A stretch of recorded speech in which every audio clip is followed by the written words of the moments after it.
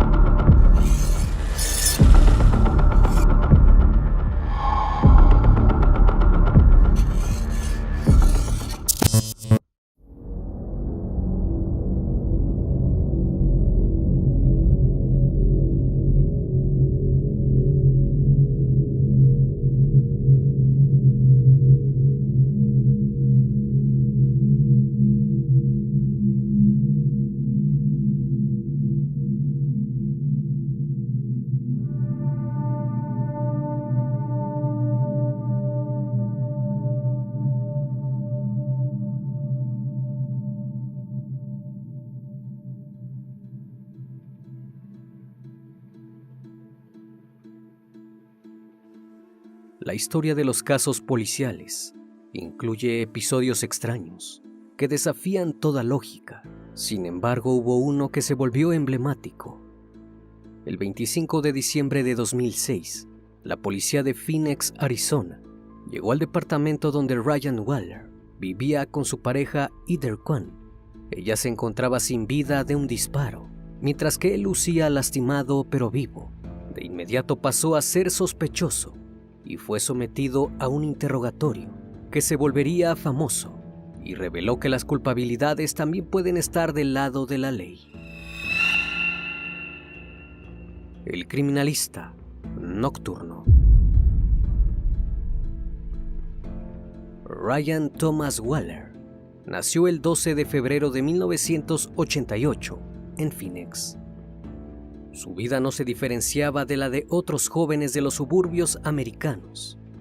Creció en un ambiente tranquilo, con un padre y una madre que lo cuidaban y alentaban. Su pasatiempo favorito era la música. A los 11 años comenzó a tocar la guitarra con amigos, y su sueño era triunfar en una banda de rock. También siendo niño, conoció a Heather Kwan, una vecina 3 años mayor que él. La amistad entre ambos terminó en una relación sentimental. Tras graduarse de la escuela secundaria, Ryan estaba listo para independizarse.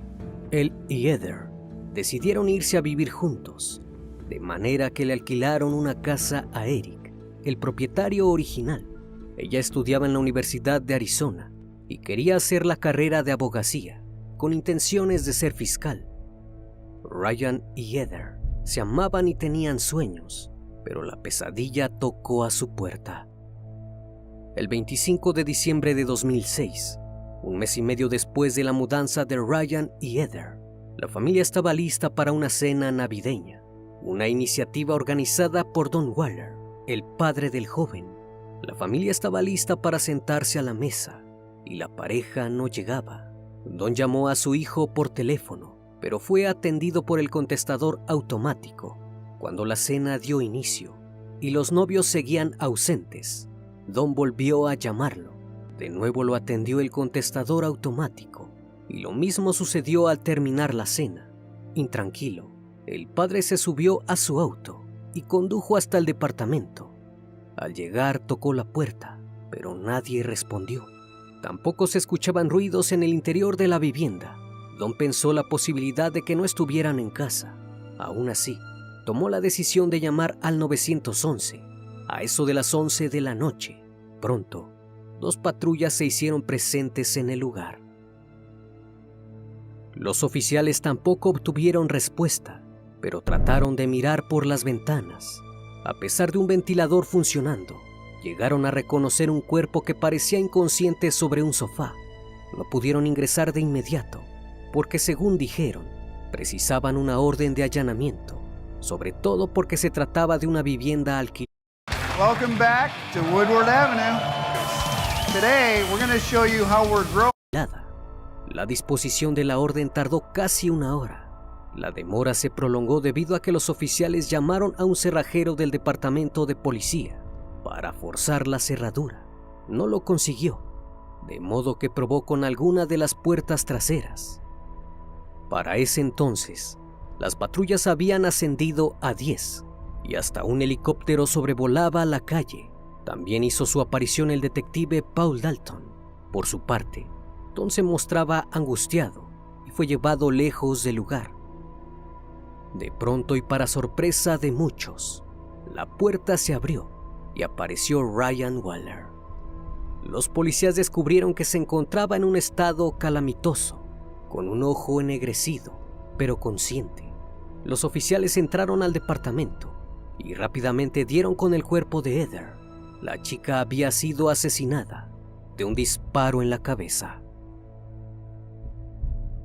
Pese a las evidentes lesiones de su cuerpo, Ryan fue tirado al piso y esposado y llevado a una patrulla, a unos metros donde descubrió que estaban sacando a su hijo y quiso ir a verlo, pero un oficial le impidió acercarse a la patrulla y le dijo que estaban haciendo una investigación. El sobreviviente era sospechoso del crimen de su pareja. Don insistió, pero se dio cuenta de que no quería ser detenido. Ryan permaneció alrededor de 4 horas en la patrulla, hasta que por orden de Dalton fue trasladado a la estación de policía. Allí fue fotografiado como todo detenido y llevado a una sala de interrogatorios. Todavía sin recibir atención médica, Ryan Waller fue sometido a un interrogatorio por parte del detective Dalton, el cual fue filmado y sería un documento crucial para el caso. Desde el principio, Waller se mostró en un estado somnoliento, como si estuviera perdido, y sus palabras sonaban incoherentes. Dalton comenzó con preguntas no vinculadas con el asesinato de Heather, como cuál fue el grado más alto al que llegó en el colegio. La respuesta de Waller fue: no sé.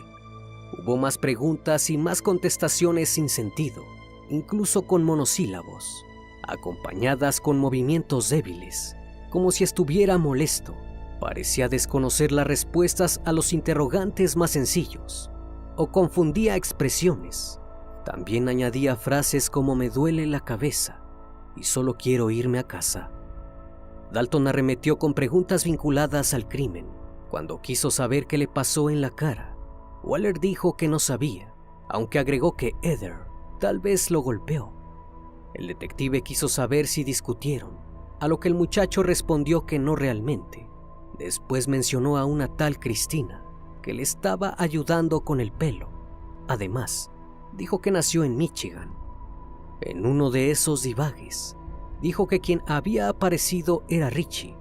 Dalton le preguntó quién era, a lo que el joven respondió que se trataba de alguien que había vivido ahí, en aquel departamento. El detective quiso saber cuánto tiempo vivió con él.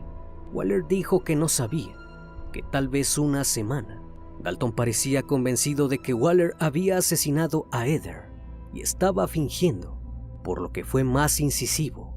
Las incongruencias continuaron hasta que el joven empezó a revelar algo más. Dijo que llegaron Richie y su padre y dispararon con arcos y flechas. Entonces dijo que ellos le habían pegado, no Heather, y que iban armados con 2 revólveres y les dispararon a ambos. Añadió que una de las balas le dio en el ojo. Dalton no le creyó que le hubieran disparado ahí, porque no hubiera sobrevivido a un ataque semejante, y lo presionó para que contara la verdad. Aún así no claudicó, aunque el acusado insistía en irse y dormir en su cama. Dijo que probablemente le dispararon primero y que a ella le dispararon en la cara, pero la dejó dormir. Dalton lo obligó a confesar, pero la molestia de Waller era más evidente y pronunció frases más delirantes, como que el padre de Heather llegó al departamento y se puso a disparar. El interrogatorio duró más de 1 hora y luego de muchas preguntas y respuestas poco claras, Dalton examinó la cara de Waller, comprobó un orificio en la zona de la nariz, comprendió que podía ser una herida de bala, tal como el sospechoso había dicho. El detective salió de la sala y volvió con paramédicos para que observaran al sospechoso. Recién en ese momento, Waller dejó de ser considerado sospechoso del crimen y se autorizó que fuera trasladado al hospital. Eran las 6 de la mañana. Ya en el hospital, Waller fue llevado a urgencias. Los médicos confirmaron que el agujero al lado de la nariz era producto de un disparo. El balazo le había destrozado su órbita, de modo que el cerebro tenía esquirlas de hueso. Así se generó un edema cerebral. No dejaba de sorprender que permaneciera vivo, luego de un ataque de esas características. También se descubrieron otras lesiones, como rotura de mandíbula, y ningún médico supo dar una explicación de su origen. Waller debió ser sometido a cirugía cerebral de inmediato, pero no fue posible debido a una infección. Antes era preciso aliviar la presión en su cerebro. Pudo ser operado el 28 de diciembre.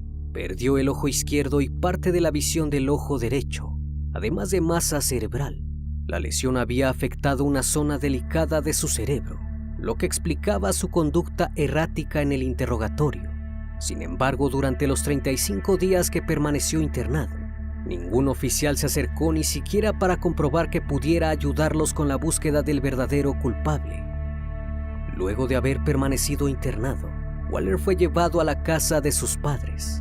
A las pocas semanas, 2 detectives aparecieron para hacerles preguntas sobre el asesinato de Heather. Esta vez el joven pudo aportar datos más precisos. Había mencionado el nombre de Richie en el interrogatorio, pero ahora podía contar con algo más sobre él. La inclinación de Richie Lee Carver a la delincuencia vino de familia. Su padre, Larry Carver, fue arrestado por violencia doméstica, robos y agresión a un oficial de policía. Siendo niño, Richie comenzó a hacerse su propio camino en el mundo de la delincuencia. Los asaltos, la violencia y las llamadas amenazantes pasaron a ser parte esencial de su rutina. Incluso fue arrestado por agredir a su padre. A los 17 años, apuñaló en el pecho a un hombre para robarle el dinero y los discos de música, un crimen por el que terminó 4 años en la cárcel. Tras las rejas tuvo problemas por involucrarse en el contrabando. Una evaluación psiquiátrica reveló su escaso sentido de la moralidad y que era capaz de cometer abusos con la misma facilidad que implica beber un vaso de agua. Pese a las perspectivas y la advertencia sobre su comportamiento, Richie fue liberado en 2005. Necesitaba dónde vivir y consiguió alquilar una casa. Sería la misma en la que luego vivirían Ryan y Heather. De hecho, apenas Richie debió abandonar la vivienda cuando Eric lo echó. Estuvo presente cuando Ryan llegó para ocupar su lugar y descargar sus pertenencias. En vez de alejarse para siempre, Richie volvió. En una ocasión, Ryan estaba una noche con un amigo cuando oyó ruidos provenientes del patio trasero. Enseguida salió y reconoció a Richie. Le preguntó qué estaba haciendo ahí, y el ex inquilino dijo que estaba buscando a su iguana, que se había perdido durante la mudanza. No encontró ningún reptil y pronto se fue, pero no por mucho tiempo. La noche del 25 de diciembre, The pinnacle of American automotive design is back. Ryan y Heather estaban en su sillón, viendo una película, a la espera de asistir a la escena familiar navideña. De repente, un ruido proveniente de afuera hizo que Ryan se levantara y fue hasta la puerta trasera. Cuando abrió, vio a Richie acompañado de su padre. Ryan quiso cerrar la puerta, pero Richie se interpuso, sacó un arma y le disparó en la cara. Lo creyeron muerto, por lo que también le dispararon a Heather para no dejar testigos. Aprovecharon la situación para cumplir con su objetivo principal: robarle a Ryan las pertenencias que Richie había visto durante la mudanza, como una guitarra eléctrica y otros equipos. Debido a los problemas de salud del joven, nunca fue preciso enumerar los objetos robados y la policía nunca dio información al respecto. Richie y Larry Carver escaparon con el botín sin despertar sospechas, al menos por un tiempo. 4 días después de conseguir un testimonio más claro de Waller, la policía arrestó a Richie por cargos de robo, homicidio e intento de homicidio. Inicialmente fueron solo tras él, ya que no tenían tanta información de Larry. Parecía que el padre se salvaría, pero tenía una desventaja. Su esposa Cheryl Carver sabía del crimen y no quería que su hijo cargara con toda la responsabilidad. Se contactó con el departamento de policía y fue visitada por 2 detectives. Llamó a Brenda, su amiga, para que estuviera presente. Cheryl contó que entre las 8 y las 9 de aquella noche, Richie y Larry salieron para ir a la vivienda de sus víctimas. El plan era robar ahí y en otras residencias, pero cuando volvieron, Larry dijo que había asesinado a 2 personas y que era necesario huir. Aquel testimonio resultó muy útil para la policía y al cabo de unos días, Larry también pudo ser arrestado.